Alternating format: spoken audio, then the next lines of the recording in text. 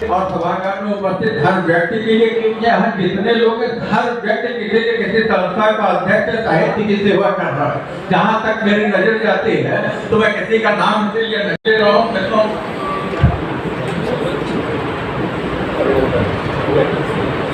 मित्रों, हमारे बीच KCN club के राष्ट्रीय अध्यक्ष नंदन मिश्र त्यागी जी हैं। त्यागी जी का सम्मान करने के लिए आग्रह है कि कृपया त्यागी जी मंच पर आए। बहुत ही अच्छे संगठन करता और केसीएन क्लब के संरक्षक के श्रीवास्तव जी से आग्रह कि वो कृपया मंच पर आ जाए। के श्रीवास्तव जी केसीएन क्लब के राष्ट्रीय संयोजक भोलानाथ तिवारी जी से आग्रह है कि नंदन जी के सम्मान के समय मंच पर आ जाए। अमरजीत मिश्र जी से आग्रह के साल दे करके नंदन मिश्र जी का सम्मान करें। उत्साही, कर्मठ, तेज तर्राक, बहुत ही अच्छे संगठन करता और इस समय जो एक ये निर्धारित चैनल चला रहा है, सारे देश के साहित्यकारों को एक जगह इकट्ठा करना, उसका संपादन करना, उसका प्रसारण करना। ऐसे नंदन जी का सम्मान करते हुए संस्था ने बहुत बहुत बधाई देती है, शुभकामनाएं देती है। हार्दिक बधाई नंदन जी।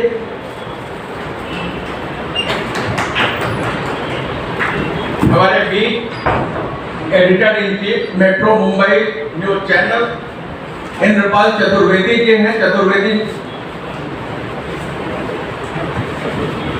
इंद्रपाल चतुर्वेदी जी हैं। तालियों के साथ चतुर्वेदी जी को मंच पर भेजेंगे। मित्रों, हमारी तालियां का वो विश्वास है कि ये निष्ठापूर्वक ईमानदारी से अपनी जिम्मेदारी का निर्वाह करें कि तालियां इनके कानों में गूंजती रहे, जगने में तो गूंजे, सोए में भी गूंजती रहे। कि नहीं, हमारे साहित्यिक समाज ने हमें विश्वास दिया। इनका न्यूज चैनल बहुत ही सक्रिय है, साहित्यकारों को ले आकर के एक मंच पर इकट्ठा करें। जो काम सुनील सिंह के मुख्य चैनल पर आके करते हैं, वही काम जो है इंद्रपाल जी जो है अभी छोटे स्तर पर कर रहे हैं, लेकिन बहुत ही अच्छा, बहुत मजबूत प्लेटफॉर्म है।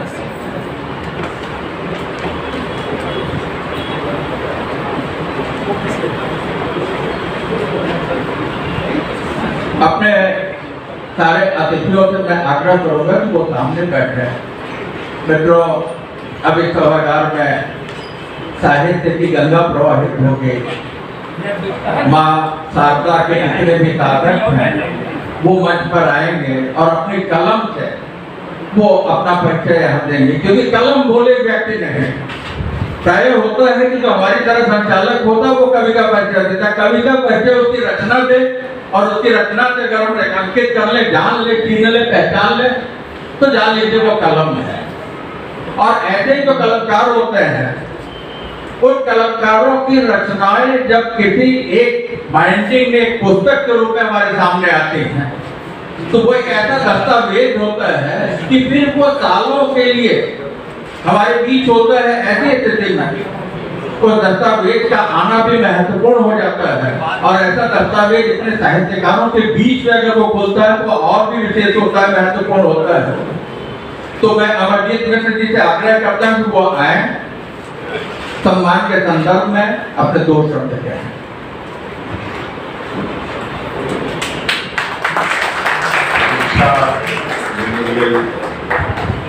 एजुकेशनल ट्रस्ट के तत्वाधान में आयोजित इस समारोह में महाराष्ट्र राज्य हिंदी अकादमी के सभी नवनियुक्त सदस्यों का, अध्यक्ष का आज यहाँ सम्मान हुआ, कार्याध्यक्ष। बहनों और भाइयों, आज बहुत शुभ दिन है जब शिव जयंती को ये आयोजन हो रहा है।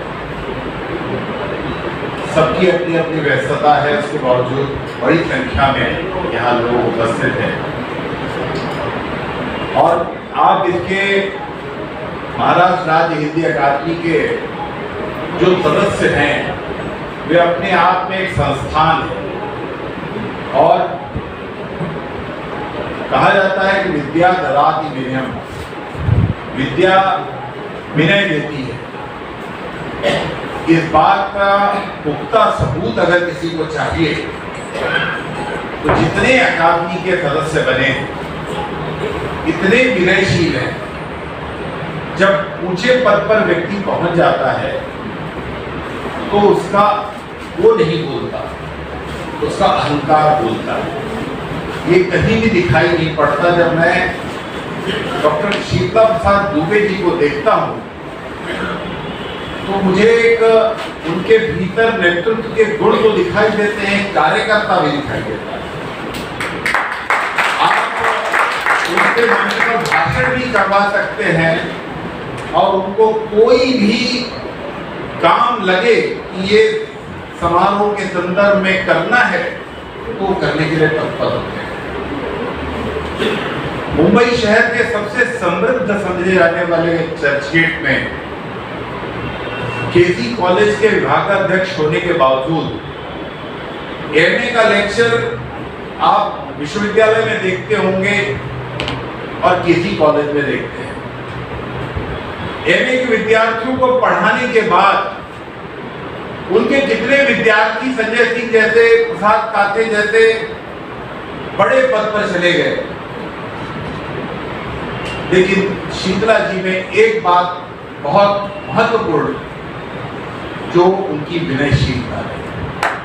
और इसके लिए मैं महाराष्ट्र सरकार का, खास करके उप मुख्यमंत्री देवेंद्र फडणवीस जी का, संस्कृति मंत्री सुधीर मुनगंटीवार जी का, कि उन्हें दूसरी बार, पहली बार जो था वो पूरा कार्यकाल उनका हुआ नहीं था और उसके बाद उन्हें फिर से मौका मिला है।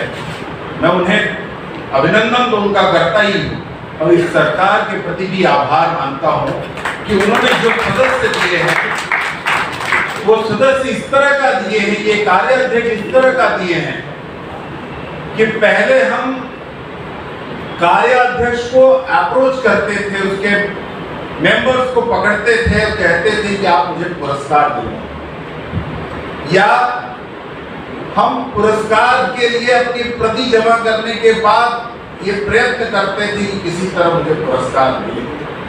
लेकिन आज जो पूरी समिति है, ये जिनको पुरस्कार मिलना है, जो योग्य हैं लेकिन वो फॉर्म नहीं भर रहे हैं, क्योंकि योग्य किसी आवेदन की दरकार नहीं करती, योग्यता कभी आवेदन की दरकार नहीं। ये मुझे ढूंढते हैं। मैं पिछले 5-6 साल से देखता हूं कि अकादमी के सदस्य ऐसी प्रतिभाओं को ढूंढकर उनको सम्मानित करते हैं और ये मुझे लगता है कि नए भारत का, नव भारत का और नए महाराष्ट्र का जो दृश्य हिंदी अकादमी में दिखाई पड़ रहा है, ये वास्तव में मोदी जी जो राष्ट्रीय स्तर पे कर रहे हैं कि पहले पद्मश्री के लिए वसीला लगाना पड़ता था, आज रामयज्ञ शुक्ल वाराणसी में बैठकर 90 साल की ऊपर की आयु के संस्कृत भाषा के लिए जिन्होंने बच्चों को पढ़ाने का अनुष्ठान किया है, ऐसे व्यक्ति को ढूंढकर पद्मश्री दिया जाता है। उन्होंने किसी भी तरह का आवेदन नहीं किया। और उसी तरह आज कितने ही अकादमी के सदस्य ऐसे हैं कि जिन्होंने कभी कहा नहीं कि मुझे सदस्य बनाया जाए, या किसी नेता के यहाँ दरबारी बनकर गए नहीं, उसके बावजूद वो सदस्य बने हैं और उनकी अगली परीक्षा जिसमें वो पास भी हो रहे हैं कि वो जब किसी हिंदी साहित्यकार के प्रति अपना आदर सम्मान व्यक्त करते हैं तो उन्हें ढूंढकर सम्मानित करते हैं। उनको निवेदन नहीं करना पड़ता, उनको किसी तरह का उपक्रम नहीं करना पड़ता। ये जो तब्दीली है, इसके लिए मैं आदरणीय शीतला प्रसाद जी को बधाई देता हूँ और मैं ये आग्रह भी करूंगा कि अनुष्ठान उनका अनवरत चलता रहे। ये आश्वासन तो नहीं दे सकता कि वो जब तक रहेंगे तो अध्यक्ष ही रहेंगे, कार्याध्यक्ष रहेंगे, लेकिन मैं ईश्वर से कामना जरूर करता हूं कि इसी तरह का अध्यक्ष हो, इसी तरह के सदस्य हो कि जो हिंदी साहित्यकारों को छूटने न उन तक पहुंचे और सम्मान उन तक पहुंचाएं। डॉक्टर सुधाकर मिश्र जी के नेतृत्व में मुझे लगता है कि हम एक साहित्य की जो नई परिपाटी है मैं डॉक्टर सुधाकर मिश्र जी को देखता हूँ। This program is co-sponsored by RT Drugs Limited. The company is engaged in the manufacturing of active pharmaceutical ingredients, pharma intermediates, specialty chemicals, MIDC, Tarapur, Palghar, Maharashtra 4015006.